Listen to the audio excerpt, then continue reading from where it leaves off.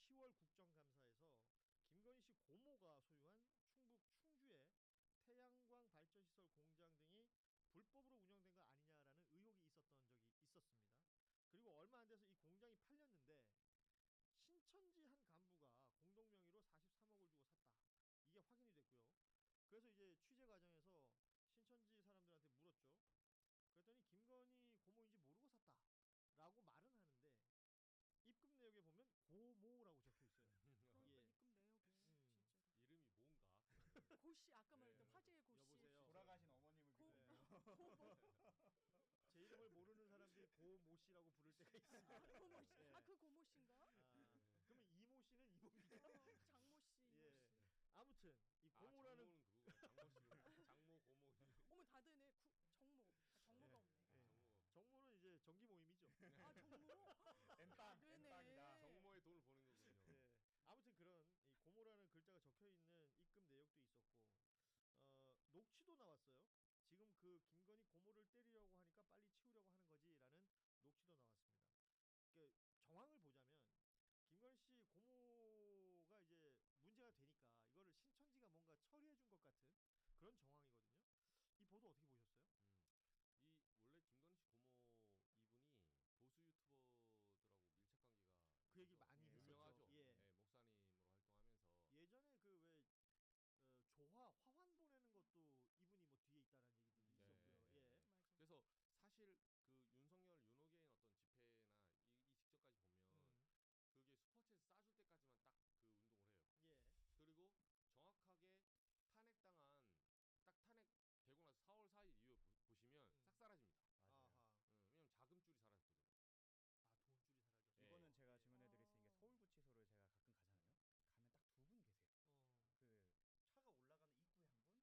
딱 두 분 계세요. 그 차가 올라가는 입구에 한 분, 그리고 차단기 앞에 한 분.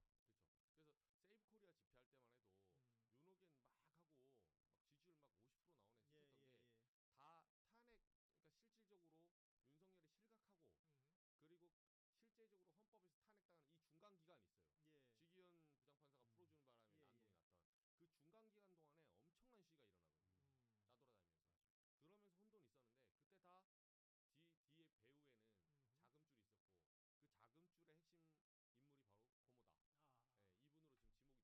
지기현 부장판사가 풀어주는 바람에 예, 난동이 예. 났던 그 중간 기간 동안에 엄청난 시위가 일어나거든요. 짜돌아다니면서 그러면서 혼돈이 있었는데 그때 다 뒤에 배후에는 자금줄이 있었고 그 자금줄의 핵심 인물이 바로 고모다. 아. 예, 이분으로 지금 지목이 되거든요. 늘 관리를 해왔으니까. 그러니까 이제 건물 팔고 그 돈 같은 것들이 나왔을 것이고. 그렇죠. 근데 그럼 신천지가 이렇게 여기에 일종의 뭐 정황으로 보자면 서비스로 보인단 말이에요.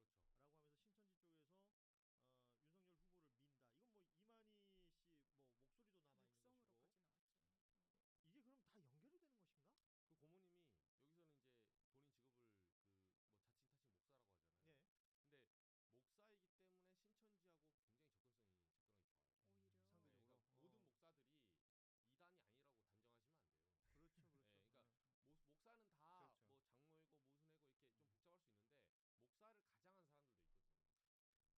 이랬던 일종의 은혜를 갚는다라고 그렇죠. 하면서 신천지 쪽에서 윤석열 후보를 민다. 이건 뭐 이만희 씨 뭐 목소리도 남아 있는 것이고. 육성으로까지 나왔죠. 이게 그럼 다 연결이 되는 것인가? 그 고모님이 여기서는 이제 본인 직업을 그 뭐 자칭 타칭 목사라고 하잖아요. 예. 근데 목사이기 때문에 신천지하고 굉장히 접근성이 적절하게 좋아요. 오히려 상대적으로. 그러니까 모든 목사들이 이단이 아니라고 단정하시면 안 돼요. 그렇죠, 그렇죠. 예, 그러니까 목사는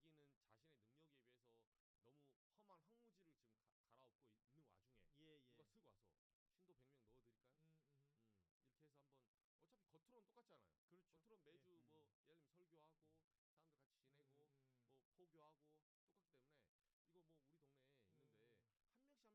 하실래 해서 그렇게 처음부터 작업을 쳐서 들어오게 돼요. 그렇게 되면 뭐 유혹이 확실히 되겠군요. 그렇죠. 왜냐하면 그럼 처음에 개척교회에서 힘든 목사들은 그 신앙을 지키기 힘든 현실에 한 번씩 좌절할 수도 있다는 거를 저희가 이제 교계 뉴스 취재한 사람들 들어보면 그 얘기를 하더라고요. 실제 취재하다 보면 그래서 그걸 이겨내는 게 생각보다 쉽지 않습니다. 당연히 어렵지. 네, 심지어 당원들에게도 윤석열 경선 이길 때 접근하잖아요. 그러니까 이건 현실적 유혹이니까. 네, 홍준표 질 거야? 그럼 여기서 엎어져 주실 거야? 내가 지금 1000명 넣어줄게. 우리가 지금 뭐 바로 들어갈 수 있어. 그리고 우리는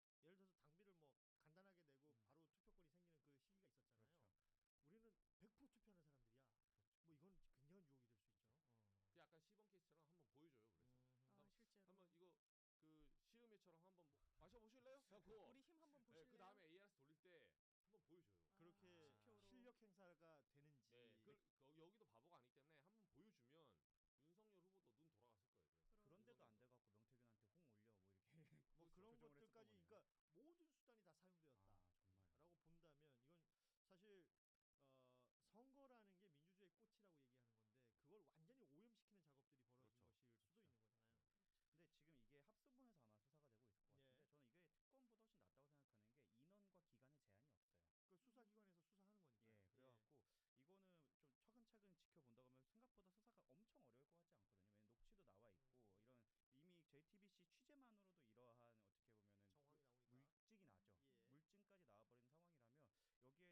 벌어진 그렇죠. 것일 수도 그렇죠. 있는 거잖아요.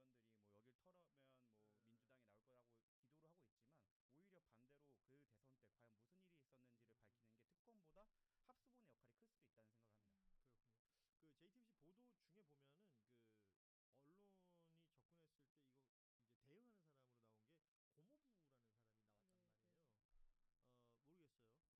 차근차근 지켜본다고 하면 생각보다 수사가 엄청 어려울 것 같지 않거든요. 왜냐면 녹취도 나와 있고 이런 이미 JTBC 취재만으로도 이러한 어떻게 보면은 정황이 나오니까. 물증이 나죠. 예. 물증까지 나와버린 상황이라면 여기에 대해서는 뭐 몇몇 국힘의원들이 뭐 여길 털으면 뭐 민주당이 나올 거라고 기도를 하고 있지만 오히려 반대로 그 대선 때 과연 무슨 일이 있었는지를 밝히는 게 특검보다 합수본의 역할이 클 수도 있다는 생각을 합니다. 그렇군요. 그 JTBC 보도 중에 보면은 그 언론이 접근했을 때 이거 이제 대응하는 사람으로 나온 게 고모부라는 사람이 나왔단 네,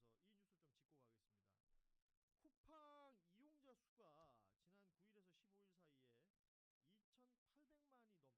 이제 수사기관이 수사하고 이게 말씀하신 것처럼 증거가 될 수 있는 내용이기 때문에 입금 내역에 고모라고 적힌 걸 다르게 어떻게 설명할지 모르겠으나 이런 부분들은 수사로 반드시 밝혀져야 될 부분이다. 라는 얘기까지 정리를 하고요. 끝으로 우리 정구승 변호사가 여러분 아시다시피 쿠팡 관련해서 집단 소송을 진행 중이라서 이 뉴스를 좀 짚고 가겠습니다. 쿠팡 이용자 수가 지난 9일에서 15일 사이에 2,800만이 넘더라고요. 이게 개인정보 유출 그 사건이 난 직후 수준으로 회복이 됐다는 거예요. 여기에다가 최근에 쿠팡 사용하시는 분들은 안내 메일을 뭐 안내 메시지를 받으셨다고 하는데 그 로켓 배송이라고 해서 이들이 이제 무료로 배송해주는 서비스. 네. 이게 이제 회원들은 원래 무료고 회원이 아닌 사람들도 일정 수준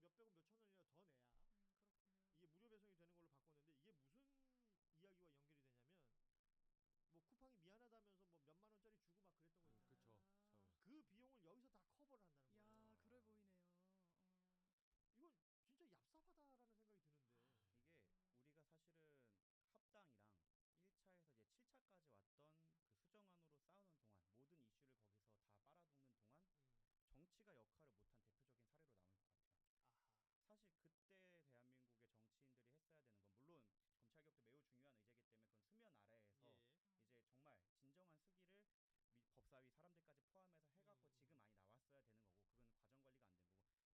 이제 7차까지 왔던 그 수정안으로 싸우는 동안 모든 이슈를 거기서 다 빨아먹는 동안 정치가 역할을 못한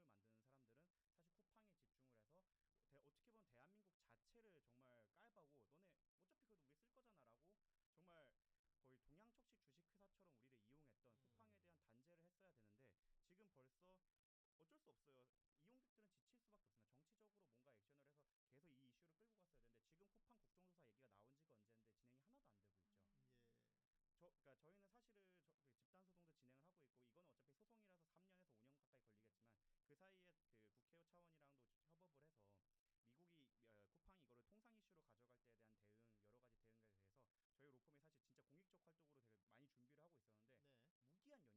해서 계속 이 이슈를 끌고 갔어야 되는데 지금 쿠팡 국정조사 얘기가 나온 지가 언제인데 진행이 하나도 안 되고 있죠. 예. 그러니까 저희는 사실은 그 집단 소송도 진행을 하고 있고 이거는 어차피 소송이라서 3년에서 5년 가까이 걸리겠지만 그 사이에 그 국회 차원이랑도 협업을 해서 미국이 쿠팡이 이거를 통상 이슈로 가져갈 때에 대한 대응 여러 가지 대응에 대해서 저희 로펌이 사실 진짜 공익적 활동으로 되게 많이 준비를 하고 있었는데 네. 무기한 연기가 되고 있어요. 왜냐면 모든 것들이 합당이랑 그리고 그 수정안으로 다 몰려갔기 때문이죠. 그래서 이거에 대해서는 정말로 저는 사실 검찰개혁이 너무 중요한 안이기도 하지만 예속 논쟁처럼 보일 수도 있다고 생각을 해요. 엄청 중요하죠. 근데 A안과 B안이었잖아요. 뭐가 옳고 그름이 없는 안이었는데 그것 때문에 우리가 잃어버린 시간을 우리는 이렇게 소비한 거다라는 이제 그 영수증이 다가온 거라고 봅니다. 어떤 분들은 난 탈팡했다 라고 얘기하시는 분들이 있는데 모르겠어요. 또 다른 소비자들의 선택은 누가 강제할 수는 없는 거니까. 그리고 실제 저 서비스가 또 필요하신 분들도 있을 수 있는 것이고요. 그런 와중에 그러니까 지금 우리 정우승 변호사의 말처럼 시간을 놓치고 관심도가 낮아지는 그 사이 동안 뭐 우리도 여러 차례 뭐 말씀을 드렸지만 쿠팡은 미국에서의 어떤 로비를 통해서 미 의회를 건드린다든지 아니면 미국 부통령이 뭐 언급을 할 정도의 이야기까지 나오는 상황 속에서 지금 시간이 지나버렸고요. 이용객 수도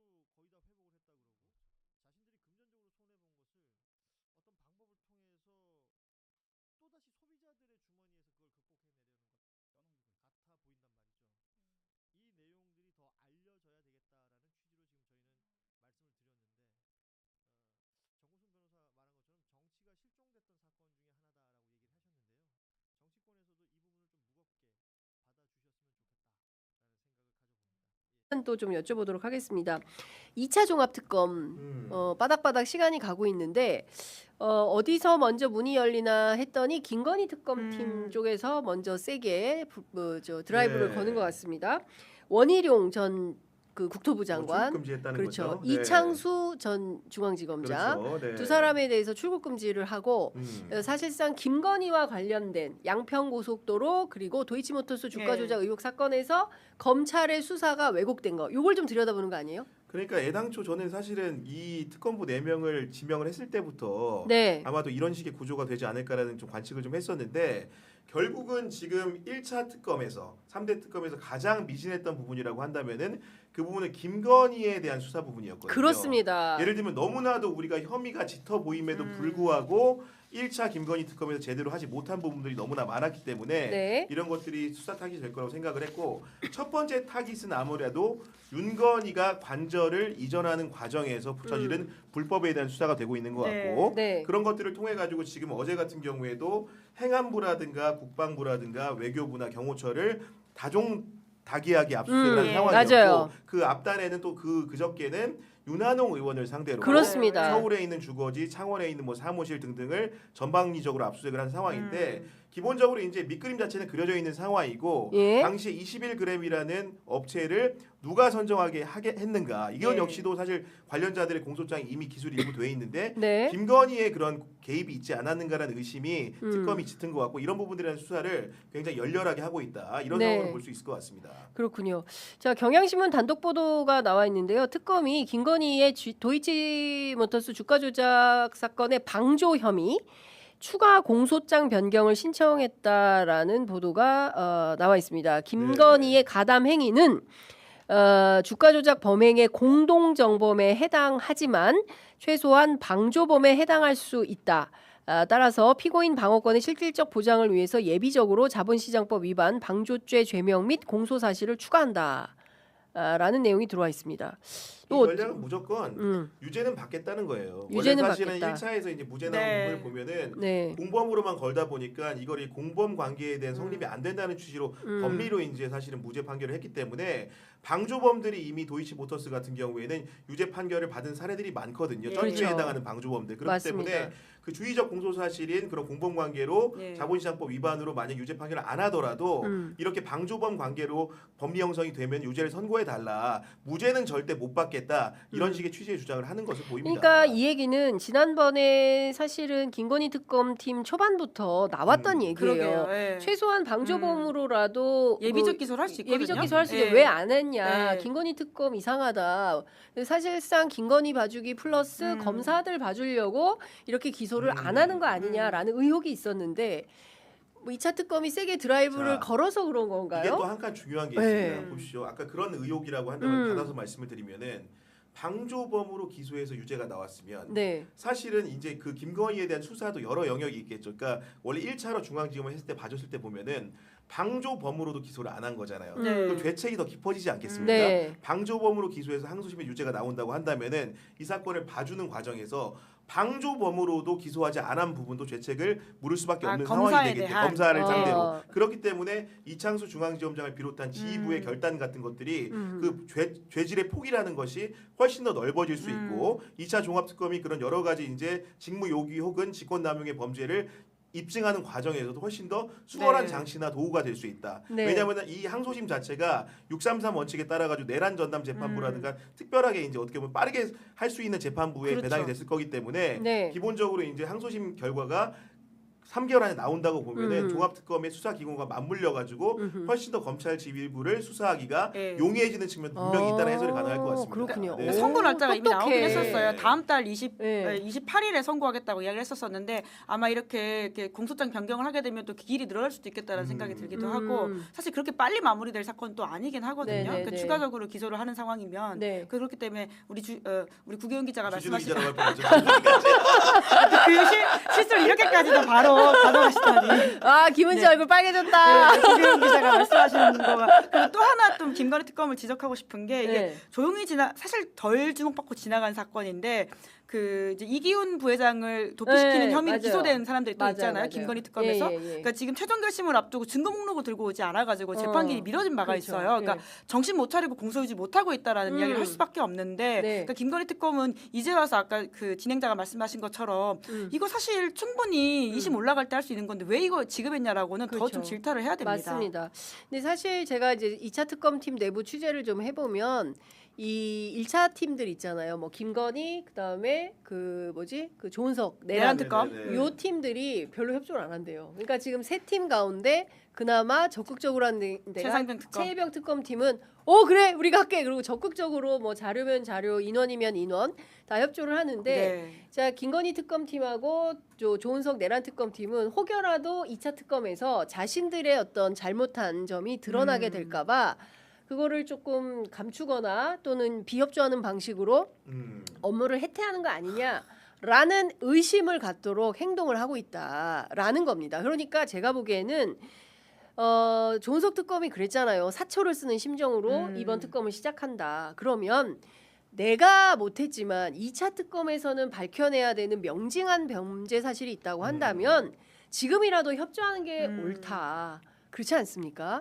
역사 앞에 우리가 겸손해야 되고 그럼요. 또 당당해야 되잖아요. 아 이거 잘못해갖고 내가 걸리면 어떡하 이게 아니라 있는 거 다 적극적으로 협조를 하면서 대한민국의 좀 역사가 제대로 갈 수 있도록 복무해야 되는 거 그럼요. 맞잖아요. 그러니까 예. 그 혜태라고 하는 게 말이 혜태지. 그 예전에 육조지라는 소설 있지 않습니까? 검사는 밀어서 조지고, 네.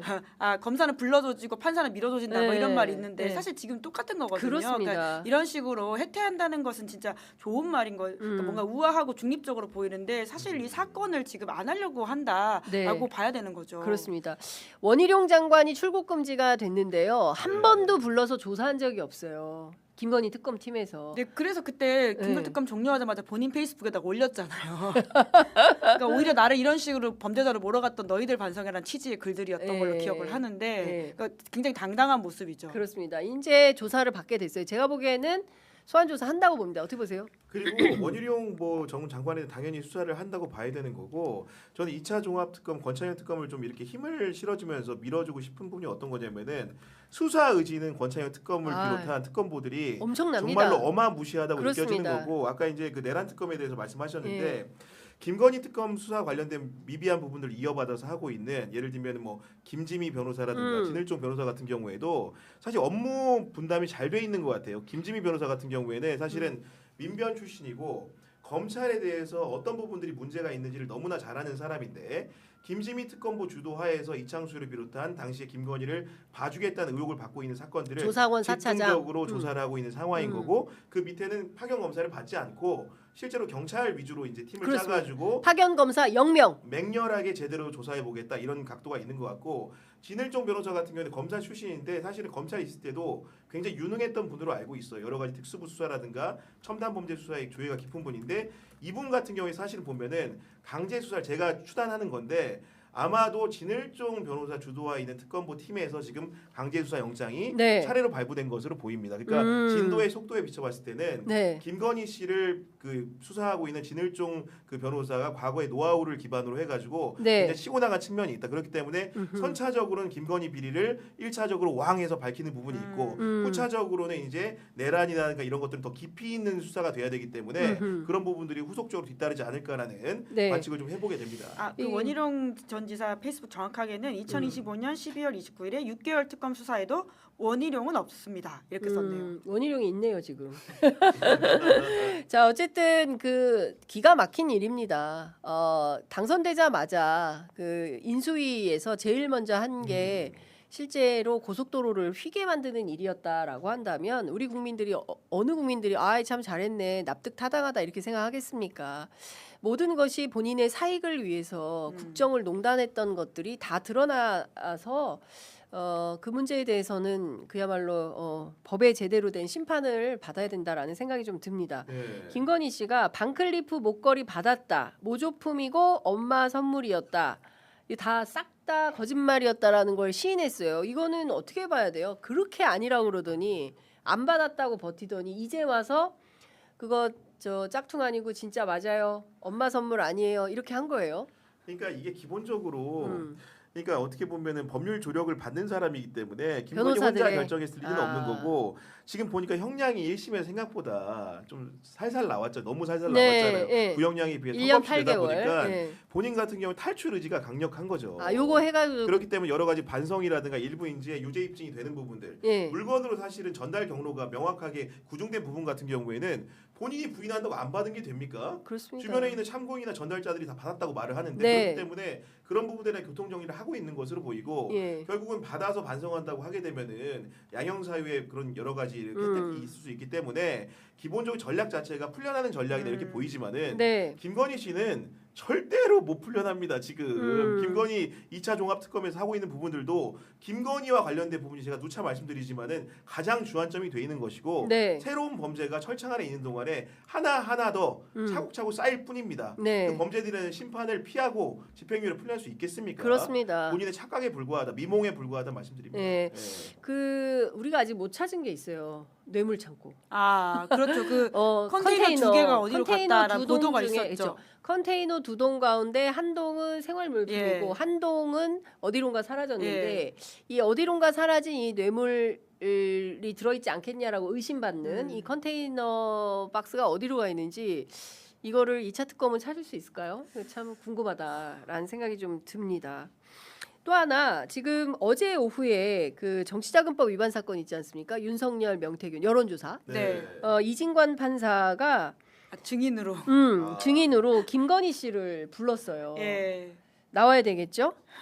아무것도 아닌 사람 김건희. 아니 누가 보더라도 그 기본적인 공소장의 그런 핵심이죠. 원리에도 그렇고 예. 예. 윤석열과 명태균 씨를 예. 기본적 브릿지가 누굽니까? 김건희 씨예요. 씨로 보이잖아. 그렇기 때문에 예. 그런 부분들을 밝히기 위해서는 예. 부인 김건희를 불러서 윤석열 재판에서 물어보는 게 너무나도 당연한 수순으로 보입니다. 네. 난데요.